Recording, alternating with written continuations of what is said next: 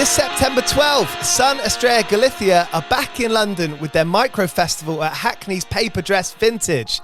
With live music, beer culture, street food and workshops, SON Estrella Galicia is the musical arm of the family-owned independent Estrella Galicia beer brand, which has been creating unforgettable music experiences since 2009. The September the 12th event will be headlined by Coach Party with support from the New Eves, as well as yet-to-be-announced DJ sets and local music selectors. There'll be a clothing repair workshop to customise your repaired clothes, a local food vendor serving 0 kilometre food with veggie and vegan options, a Soundcrafters interactive workshop, and a beer pouring workshop. Alongside the London event, there'll be a series of new micro-festivals in Madrid, A Coruña, Barcelona later in 2024, and Berlin and Granada in 2025, reflecting a truly global approach from SON Estrella Galicia. So if you're in London, September the 12th, swing by Hackney's Paper Dress Vintage for SON Estrella Galicia. Tickets are available now via Dice.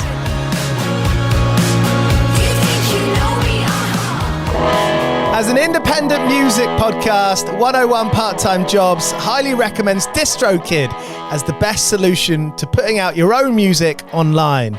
You can join 1 million other artists from all across the world putting out their own music on Apple, Spotify, YouTube, and everywhere else across the DSPs where people are listening to your music. My dream as a kid was to run a small little label, and now with DistroKid, getting music out online is the easiest it ever has been, making 100% of your own royalties while paying a small annual fee. And that fee's even smaller as a 101 Part-Time Jobs listener. Head to distrokid.com/VIP/101pod to get 30% off your first year putting out your own music on DistroKid. Getting your own music out into the world has never been easier. Head to distrokid.com/VIP/101pod to get the best deal you can. Auto insurance can all seem the same until it comes time to use it. So don't get stuck paying more for less coverage. Switch to USAA Auto Insurance and you could start saving money in no time. Get a quote today. Restrictions apply.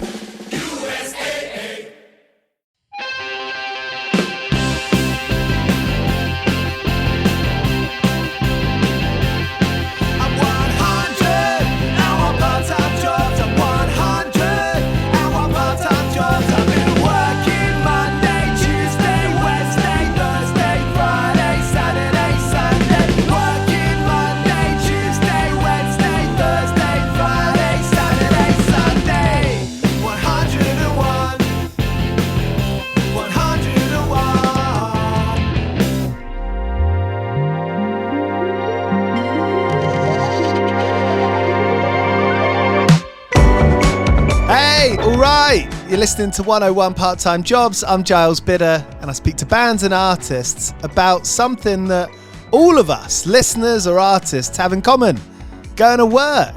And that's especially true for Cameron Lew of Ginger Root, who's really built his own world. We talk about that a lot in music now, building worlds, and I think now's a good time for it. At the moment, when you get into a band, when you get into an artist, I think a big part of it is to do with the aesthetic, with the story, with the vibe, with the energy that they give off. I think right now is an exciting time to be a music fan and to be making music.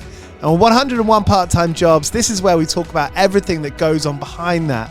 A lot of artists now are taking the aesthetics and music videos, for example, into their own hands, and that is what Ginger Root has done. As a filmmaker, as a storyteller, as a songwriter, all those three things are just as important as each other. His new record, SHINBANGUMI, is coming out on 13th of September, and he's put out quite a few singles from the record. Only You just came out with a really cool music video.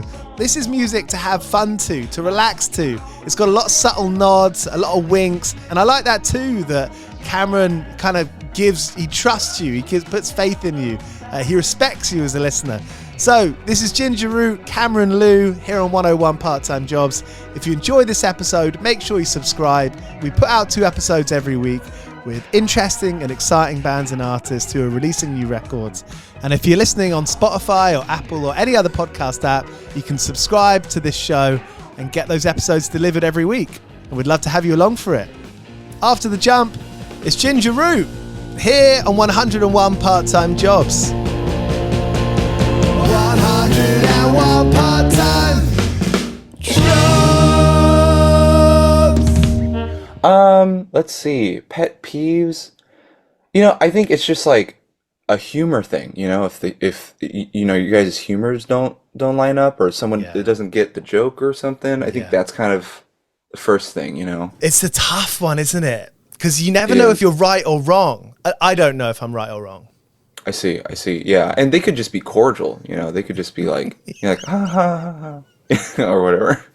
There's humor in your music. Thank you. There's lots of humor in your music. Thank you very much. There's a little bit of a comedy sensibility, I think, here and there in it. Yes. There's a wink. Yes. And I think, you know, speaking of books, I get that from fiction as well. You know, when you can tell the writer is giving you a bit of a wink. You know, they trust you, because I think that humor is intelligence.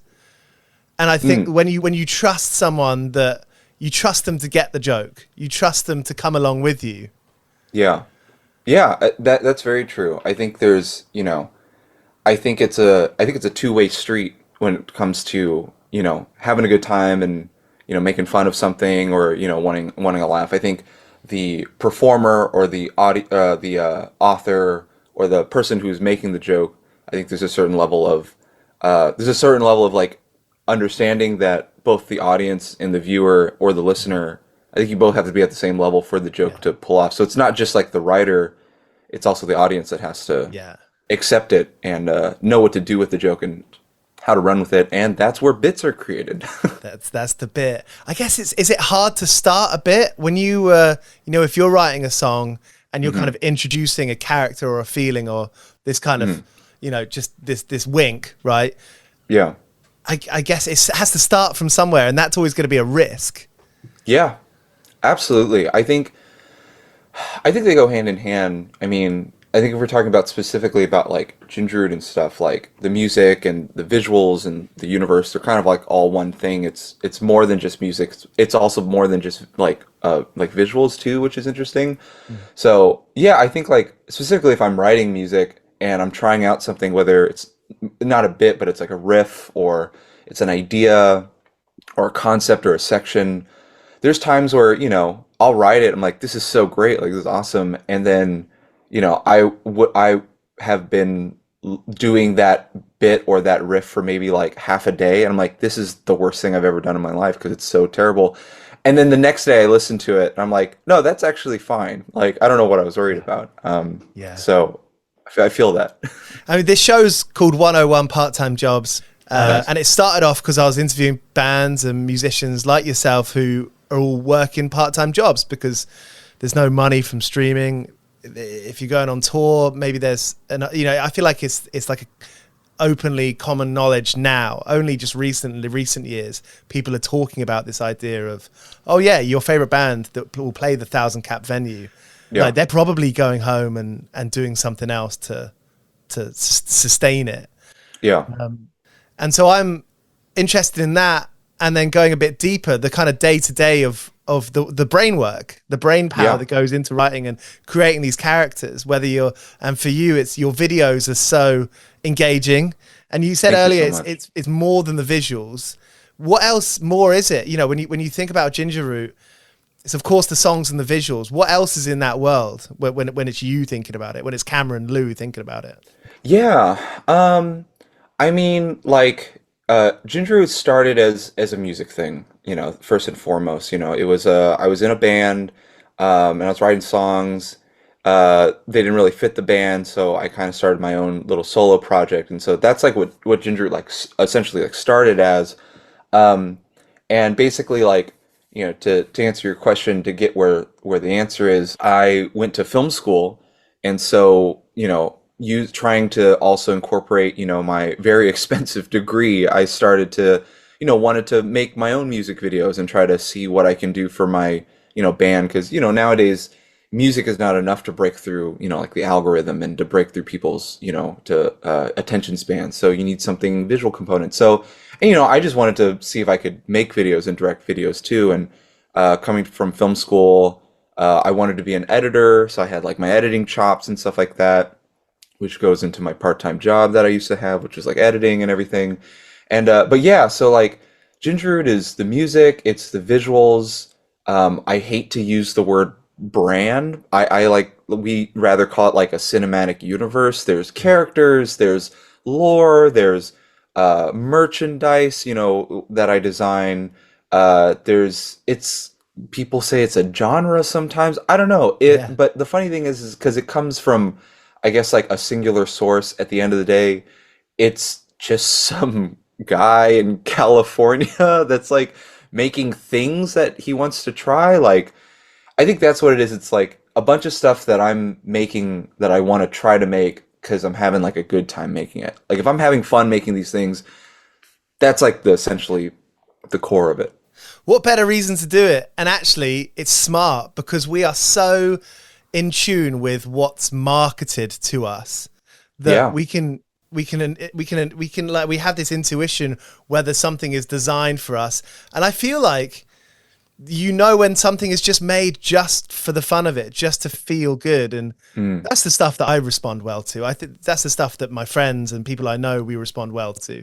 You know, probably Absolutely. I think that's everyone. You know, we respond well to the stuff that it's like we have a choice whether we like it or not. You know, Absolutely. 100%. 100%. and Jackass. I often think about how Jackass just changed our lives, and just everyone got a video camera and started skateboarding. Yeah, that's yeah, skateboarding videos, early days of YouTube, early days of vlogging, you How know, old are and you? then Can I ask? Is that rude? no, I am 28. 28. So you probably YouTube was just kicking off when you were like 15, 16. Yeah, no, it's funny. Ever since middle school, like I was one of the first kids that like started vlogging at my school.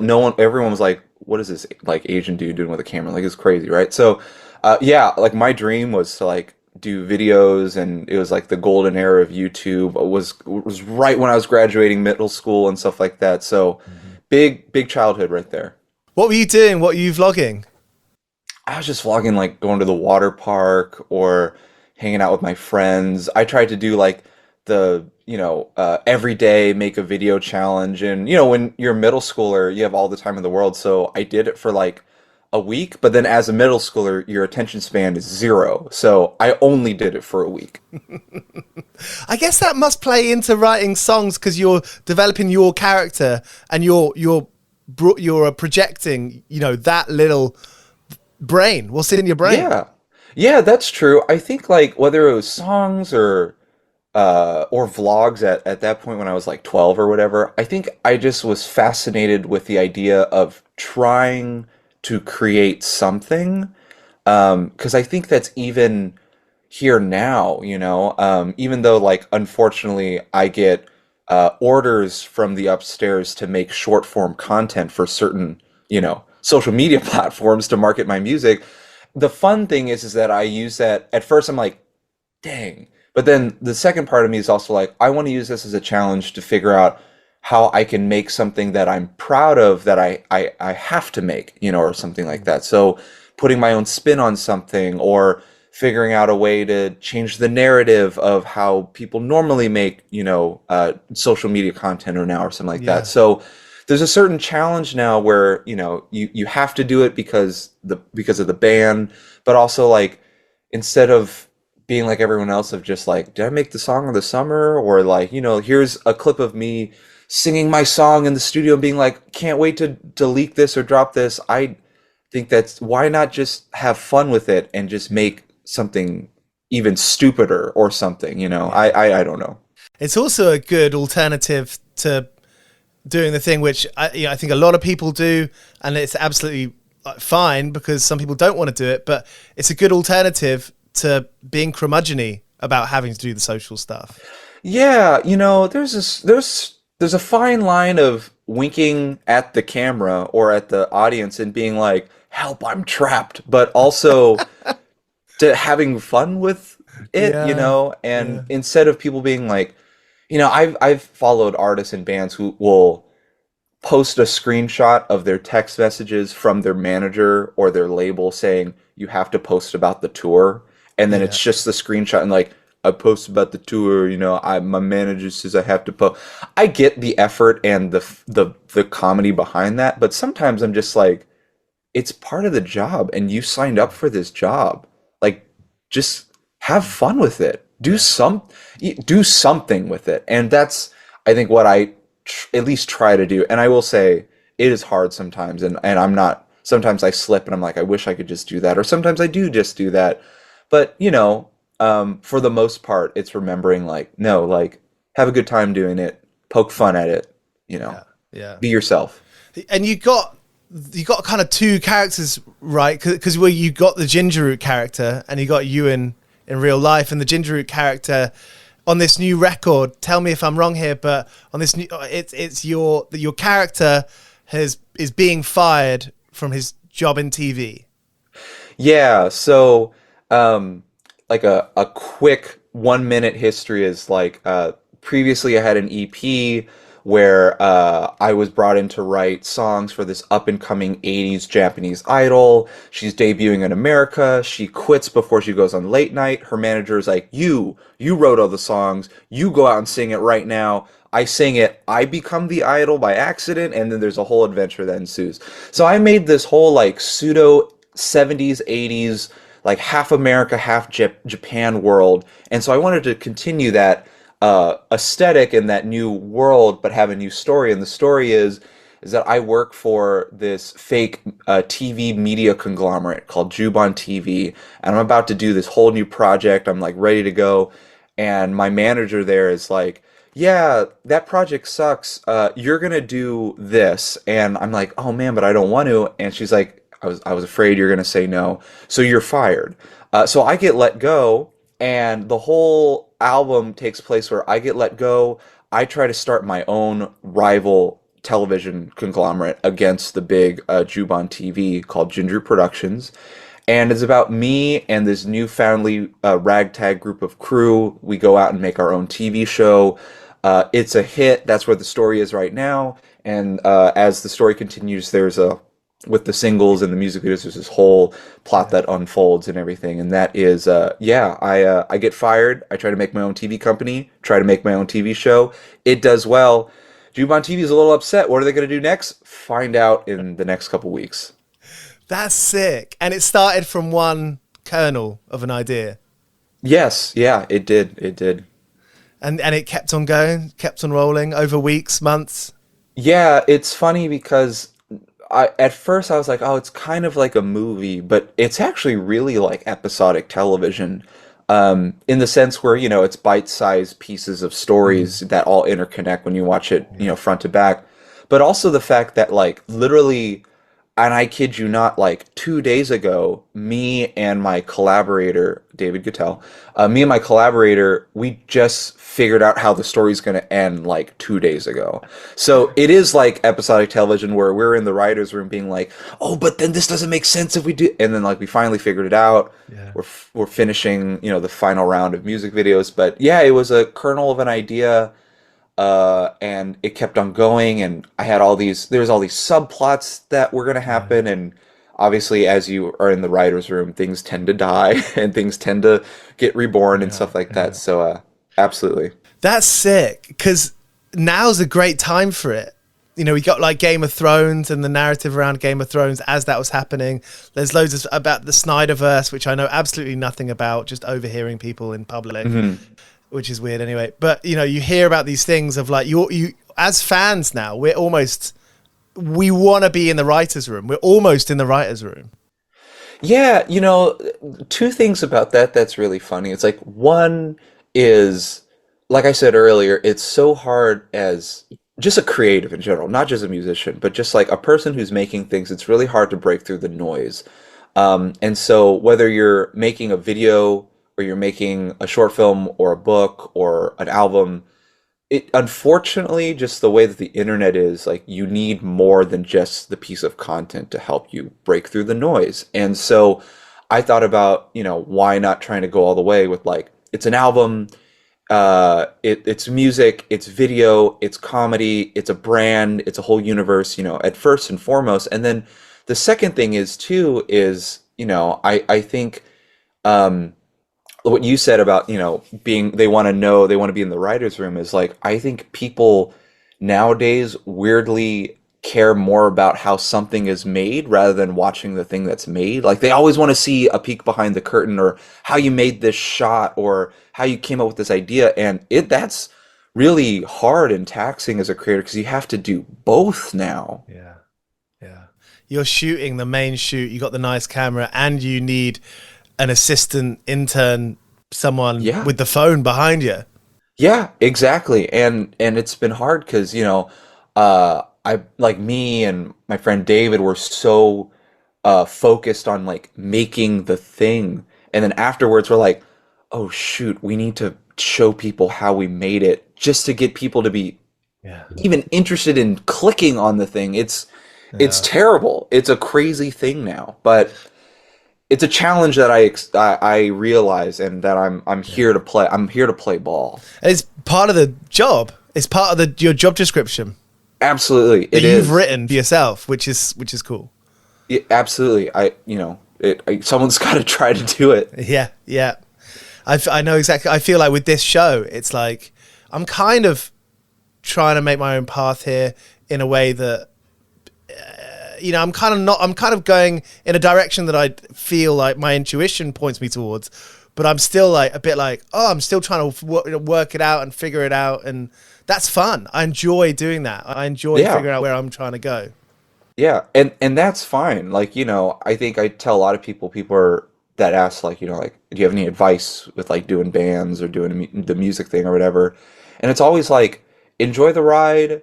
It takes way longer than you think. You're going to be unsure of yourself. Sometimes your first thing is not going to be the thing. That's okay. Like your first band is not going to be the one that plays, the stadium. Like it might be your fifth band. It might be your sixth band. It might be your 200th song that goes viral. I don't know. But the main thing is that if you're having a good time on the journey, then it kind of doesn't matter. Yeah. And I think if you're enjoying something, it carries you just in the direction it's supposed to. Absolutely. 100%. Who's your collaborator? Who's David? Uncle David. David is, so he's my friend that I've known for quite a while now. He used to be like the college assistant teacher at my high school. He was like 4 years above me. So like I was a freshman in high school and he was a freshman in college. It was like kind of that thing. And we just started like hanging out in this, like we had a TV program like at high school, like a student news program and stuff. And he was just this crazy dude that wore like bow ties every day. And I was like, this guy's insane. And we got to know each other and we just like kind of hung out and everything. And then basically when I got into film school, he got into film school. He gave me some freelance jobs. I asked him to help me on some freelance jobs and everything. And we kind of went, after I started doing the band stuff, he jokingly was like, I'm going to be Ginger Root's benefactor. Like, I'm going to give you freelance jobs for you to be able to do Ginger Root. And I was like, okay. So he gave me like, I would edit weddings for him. I would edit bat mitzvahs for him. I would edit like social media, Instagram ads, starting like Vine stars, like all this type of stuff, right? He's the guy that gave me a lot of like my after school film work or whatever. And then, he was doing assistant directing. He was trying to be a director. And then he was trying to be a director and then he moved into assistant directing. And then when I was doing my own video stuff, I just needed help with it. I was like, hey, I need someone to like keep me on track, or like, hey, I need someone, can I borrow your car, or like whatever. And he just started helping little by little. And slowly but surely, I kind of let him step through the door a little deeper into the room about like how I needed help. I was like, David, I need actually someone to help me make a schedule for this because this shoot is getting really complicated. Or like, David, I actually need help with like finding locations. And then it got to the point where I was like, David, I need someone to bounce ideas off with, like story-wise. And I know, do you want to help me do that? And he was like, absolutely. That was for like the previous EP. And then this time it was like, David, I want someone to really help me like co-direct this because I think I have so much to worry about and there's so much stuff I want to do. I would love another person. I would love like a teammate. I would love a co-pilot to help me fly this duct tape together ship because I need it. I can't fly it myself anymore. And also like, I think there's value in being able to be like, is this idea stupid? And he goes, half of it's not, half of it is. So let's think about the good part. And then sometimes he'll be like, hey, I have this crazy idea. I'm like, David, that's pretty crazy and we're not going to do it. But that reminds me, I think this might be a good idea. And so Yeah. honestly, it's been a first experience for me working with like a collaborator that deep, like a Yeah. co-director with this. And selfishly, it's at times some of the videos are like 70-30, some of the videos are 50-50, some of the Hmm. videos he kind of drove or whatever, but it's kind of weirdly like a Lennon and a McCartney relationship, where it's just like at the end of the day, we did it together, no Yeah. matter what. Yeah. So it's been a huge learning experience for me, but honestly, uh, more cons outweigh or out more pros outweigh the cons, and I'm very excited of where we've come and what we've done and with Yeah. this project, and it's been exciting to share that. And it's kicking off. I'm speaking to you because a respected PR reached, sent me it, and I was like, this is awesome, this is cool. It takes a long time for you to start working with those kinds of companies and those kinds of collaborators in that sense. And like Yeah. seeing you on Zane Lowe the other night, and you're getting around. It must feel like a nice time. How are you feeling about it? Yeah, it's good. I think it's hard to, if I'm being really honest, it's hard to not look at like the performance of like numbers from, whether it's like the stream numbers or the likes on social media or whatever. And, Yeah. the a little, I got kind of in my head a little bit about that of judging if it's going well based on that. But, I think for me, uh, instead of like the accolades or instead of like the numbers or the reception, it's whether like I'm proud of the end product, and I'm so proud of what the project is right now that I think that kind of all that matters.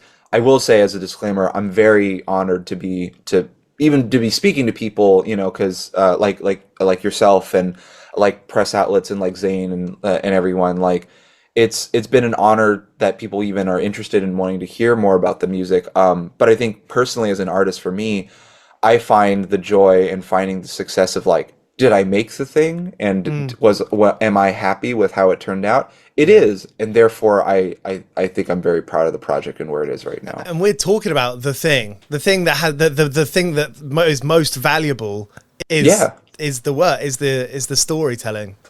absolutely, absolutely. And I get a feeling we live in that world, and like, festival bookers book bands on their numbers, and it's invariably wrong.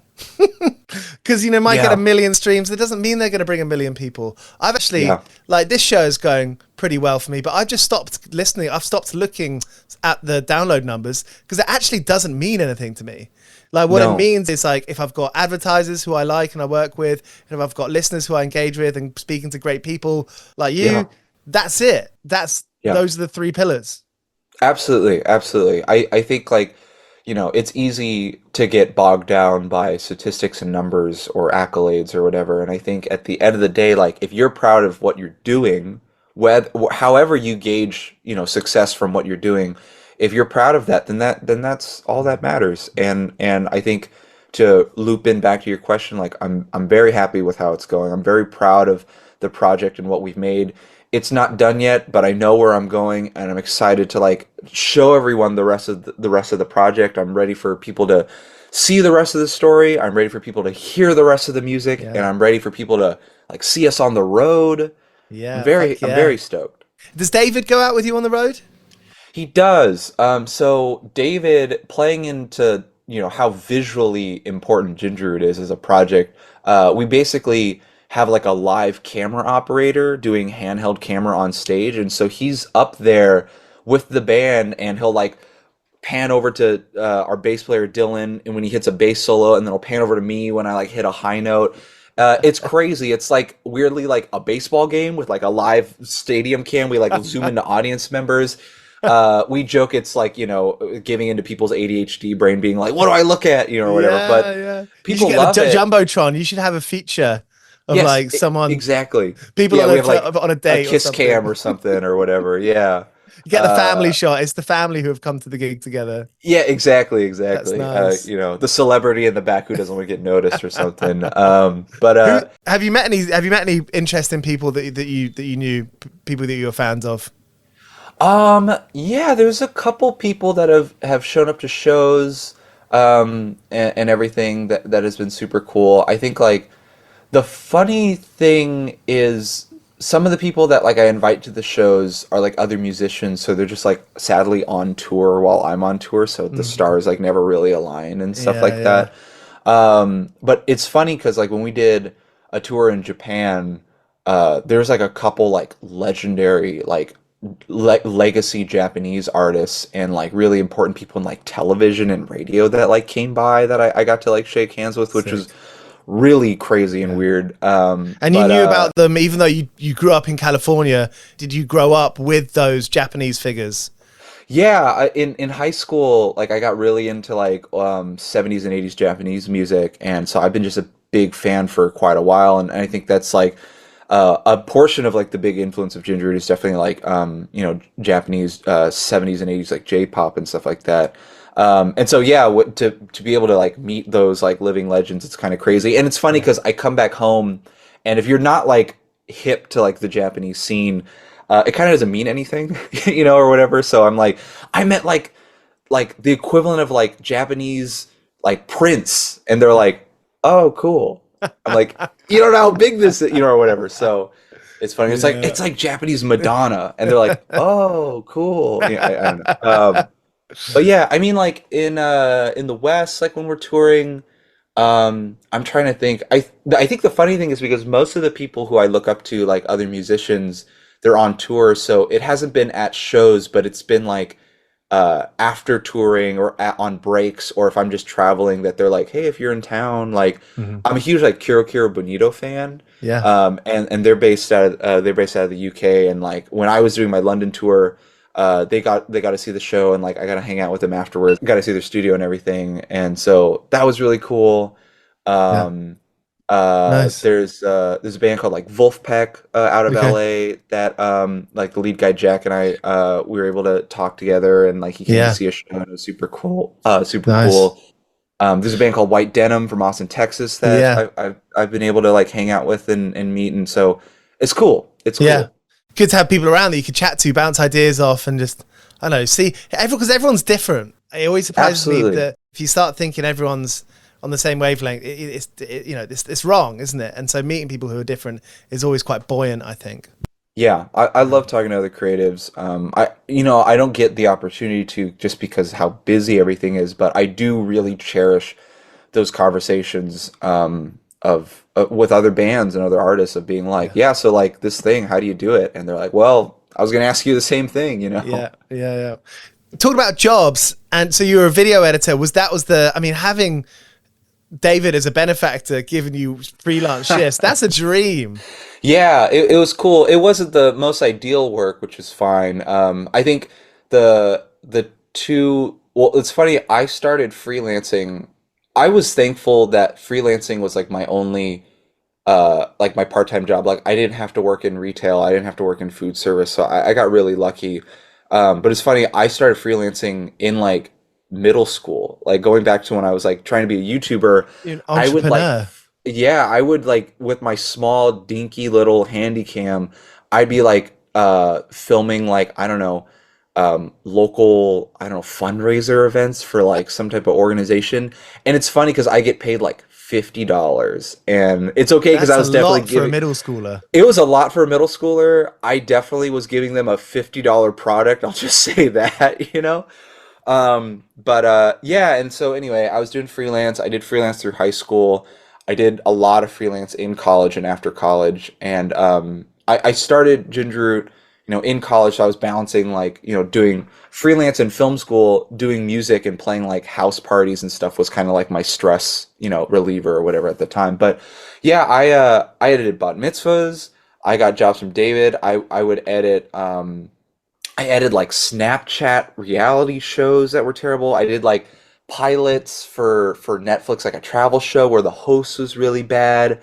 It was crazy. I did a lot of video work. I did other music videos for other bands too, and I did kind of all of it. Hey, that's a trick. So many teenagers out there working at the supermarket, then working for the cafe store, then working this and that. If you've got one thing that you're pretty adaptable at, and your skills are growing every day, that's a trick. Yeah, yeah, absolutely. I think like, I was able to pay I think like almost half of my college tuition doing freelance, which is fantastic, Wow. and my student loan is almost gone. I'll just say that. So I'm really excited. Thank Fuck God. yes. Where does that come from? Is that come from like a family thing? Is that like the people that you grew up around? That was the thinking, like go out and do it because no one's going to do it for you. Oh, yeah. I mean, like, I had a little bit of like, like my grandparents gave me a little bit of money to go to college and stuff like that. And for that, I was really thankful. But honestly, at the time, the deal was like, yeah, if you go to school, we'll pay for it. But unfortunately, at that time, my parents hit like, because they also own their own company. They do their whole thing. They do consulting and stuff, and they're in like the fashion industry. They do like freight forwarding. Very boring. Anyway, they just hit a really big dry season, and they're like, we can't pay as much as we thought for your school. And I wasn't like I had to find freelance work. I was already freelancing, and they were like, you have to maybe pick up some of the slack. And at the time, I was like, okay, yeah, sure, or whatever. And so yeah, I got through half of the tuition through school. My parents paid the other half, which I was really grateful for. And then obviously I'm paying back my loans or something like that. But yeah, so I was very fortunate at that time when my parents had a dry season that they're like, well, you're working, so you're gonna work a little harder. And I was like, okay. So Man, good on it you. worked out. I think so many people, myself included, mid-20s, I didn't have an adult brain to think what's going on. No, me neither. That's You why I know? was like, oh, you need me to pay for school instead of like saving for my future. Education is my future. So, you're absolutely okay with that, but that's fine. 101.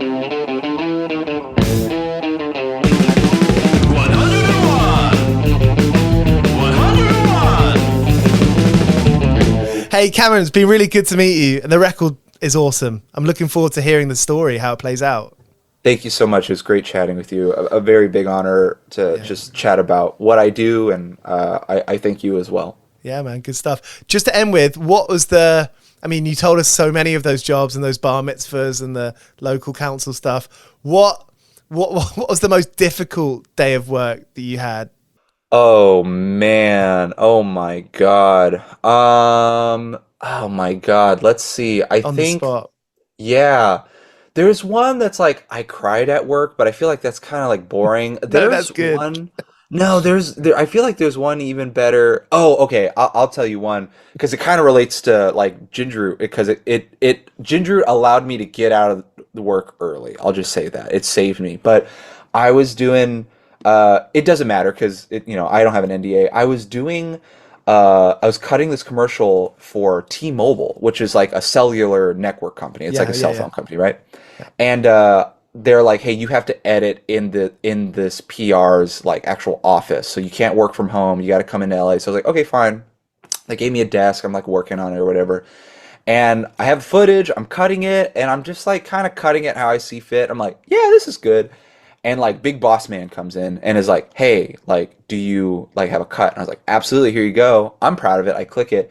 And he's like, "Where's the whole living room and the house scene?" And I'm like, "What are you talking about?" And they're like, I don't see the living room scene. And I'm like, "Okay, let me check." And I'm looking through the footage. And I'm like, let me call the director who's my boss at the time." And I was like, "Let me just call him. Let me figure it out." And I'm like, "Hey, they're asking about the living room scene. I don't see it on the hard drive. Is there another?" And they're like, "Oh, we didn't tell them. We're still filming it right now.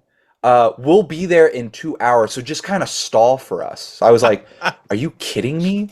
So I was like, "Hey, yeah, the living room scene. I'm just gonna try to finesse it in the cut." And big boss man, like the PR guy's like, "Yeah, okay, I'll be back in like 2 hours." I'm like, "Okay."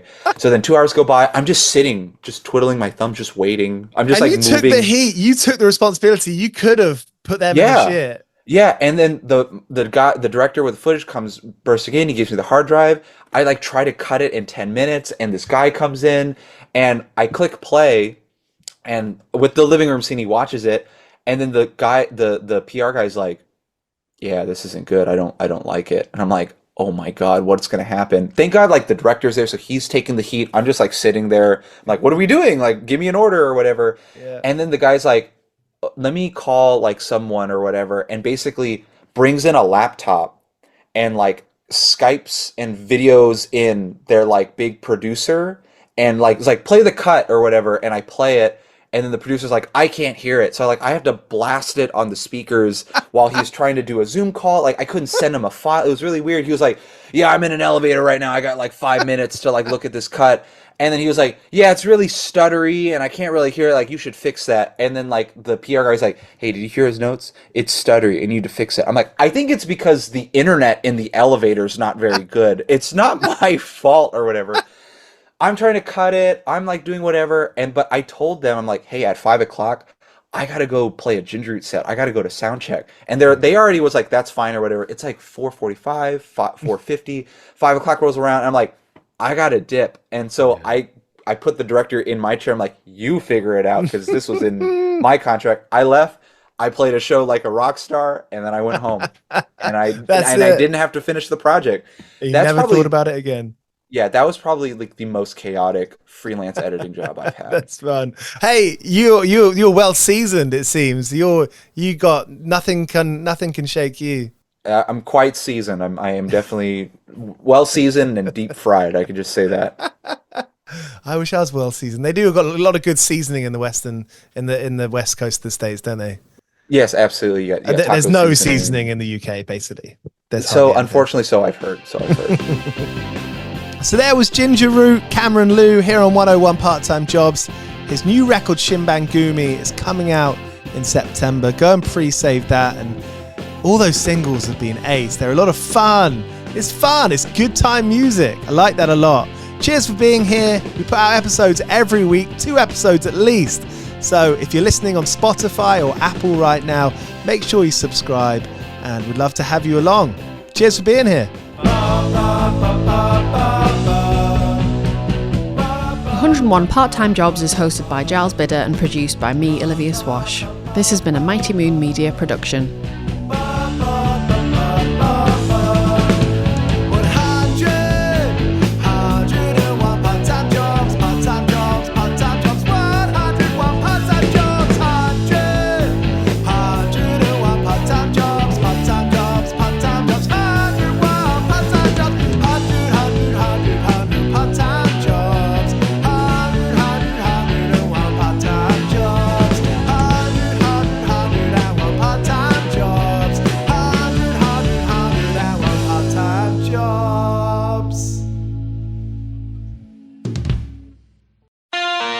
This September 12th, SON Estrella Galicia are back in London with their micro festival at Hackney's Paper Dress Vintage. With live music, beer culture, street food and workshops, SON Estrella Galicia is the musical arm of the family-owned independent Estrella Galicia beer brand, which has been creating unforgettable music experiences since 2009. The September the 12th event will be headlined by Coach Party with support from the New Weaves, as well as yet to be announced DJ sets and local music selectors.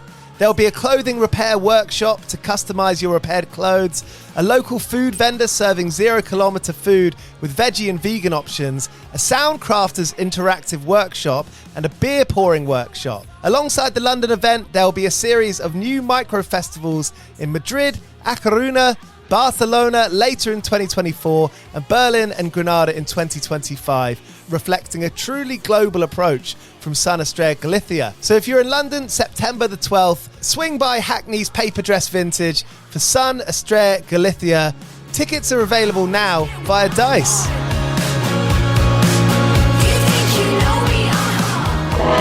As an independent music podcast, 101 Part-Time Jobs highly recommends DistroKid as the best solution to putting out your own music online. You can join 1 million other artists from all across the world putting out their own music on Apple, Spotify, YouTube, and everywhere else across the DSPs where people are listening to your music. My dream as a kid was to run a small little label, and now with DistroKid, getting music out online is the easiest it ever has been, making 100% of your own royalties while paying a small annual fee. And that fee's even smaller as a 101 Part-Time Jobs listener. Head to distrokid.com/VIP/101pod to get 30% off your first year putting out your own music on DistroKid. Getting your own music out into the world has never been easier. Head to distrokid.com/VIP/101pod to get the best deal you can.